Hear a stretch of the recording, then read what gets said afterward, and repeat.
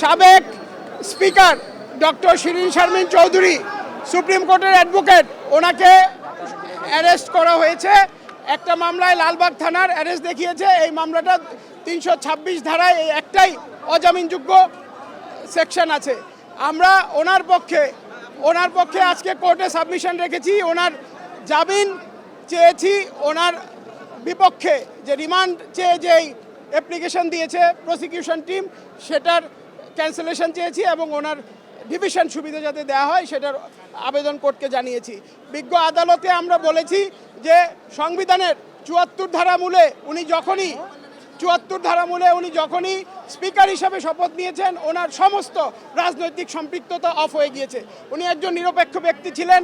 ওনার নামে এই পর্যন্ত কোনো ব্যাড রেকর্ড নাই এবং আগাগোড়া উনি একজন কমপ্লিট ক্লিন মানুষ। এবং উনি প্রথমত নারী, এবং যে সমস্ত খুন এবং অন্যান্য আপনার এলিগেশন যেগুলোতে বেল দেওয়া যায় না, অজামিনযোগ্য অপরাধেও সুপ্রিম কোর্টের সেটেল প্রিন্সিপাল অফ ল অনুযায়ী একজন নারীকে বিজ্ঞ আদালত বেল দিতে পারেন।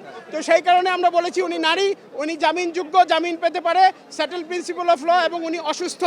এর পাশাপাশি আমরা এটাও বলেছি উনি এই বিজ্ঞ আদালতের একজন আইনজীবী। তো এগুলা কনসিডার করে যাকে ওনাদেরকে বেল দেওয়া হয়, জামিনে মুক্তি দেওয়া হয়, ওনার রিমান্ড যে আবেদন করেছে পিপি সাহেব সেটা যাতে রিজেক্ট করেন এবং ওনাকে যাতে ডিভিশন দেয়। বিজ্ঞ আদালত আমাদের সাবমিশন শুনে, আমি এবং আমার যাতে সহ আইনজীবী যারা ছিলেন সবার সাবমিশন শুনে ওয়াজ প্লিজ টু আমাদের যেই রিমান্ড ক্যান্সেলের যে আবেদনটি ক্যান্সেল করার সেটা উনি মঞ্জুর করেছেন, ওনাকে ডিভিশন দিয়েছেন, কিন্তু বেইলের যে আবেদন ছিল সেটি নামঞ্জুর করেছেন। এই ওনার বিরুদ্ধে হত্যা চেষ্টার যে অভিযোগ আনা হয়েছে এটা হচ্ছে লালবাগ থানার একটা মামলা। সেটা এই জুলাই আগস্ট আন্দোলনের সময় হয়েছে 326 ধারায়।